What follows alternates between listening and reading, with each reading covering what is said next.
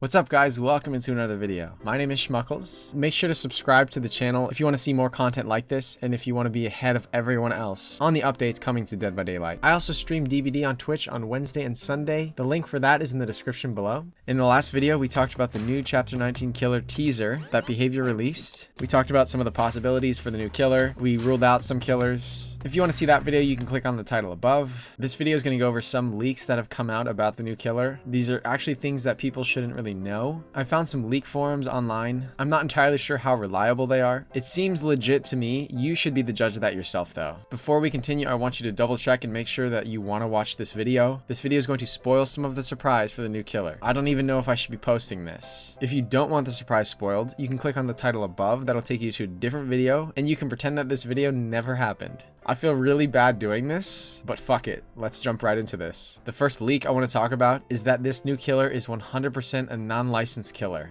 Based on Behavior's new Twitter changes, the teaser, the pictures they've been posting, it's been kind of obvious to deduct this. But I can tell you now that this is 100% confirmed. One of the forums I found online was able to access the code, which is this code right here. Now, I'm not a computer scientist. I've taken a couple classes in coding, but here you can clearly see in the code, the ID is Killer23. The currency is $9,000 in shards. And as you guys know, only non-licensed killers are able to be purchased by 9,000 iridescent shards, the in-game currency. You can also see that the 25th survivor is also 9,000 shards. This is in the code of the game. So this is 100% confirmed that the killer and survivor are going to be non-licensed characters, assuming that this forum and this code is not just baiting everybody. The next thing I found was on a forum from October 2019 about a new chapter idea, Magnum Opus, which is the name that Behavior changed their profile to on Twitter. Hello, I don't know if a similar idea has been posted, but I would like to describe for you my idea for a killer and a survivor. The killer would be art themed,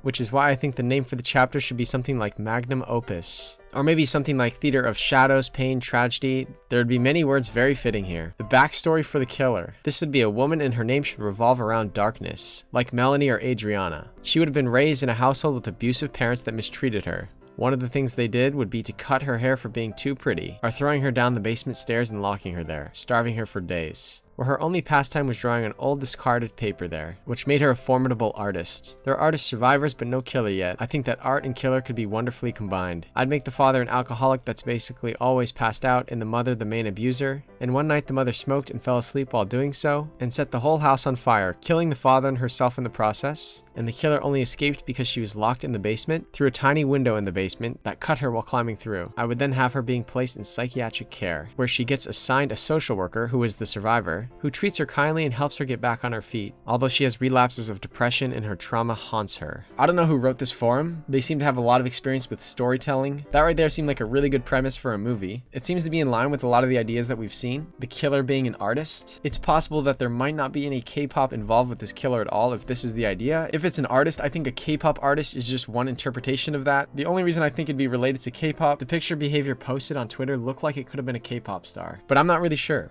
Another one of the leak forums said that the PTB is scheduled for March 2nd. That would be this coming Tuesday. The forum also said the release of the new live chapters would be on March 23rd, which is 3 Tuesdays after the release on the PTB. It's almost like Behavior waited for this forum to get lost, but really liked the idea and is now coming back to it in 2021. I don't know though, guys. Let me know what you think in the comments below. Those are all the leaks that I have for you guys. If you like this video and want to stay ahead of the curve on all the DBD updates and chapters, make sure to like the video and subscribe to the channel. It really helps the channel out. Thank you guys so much for watching this video. I'll see you in the next one.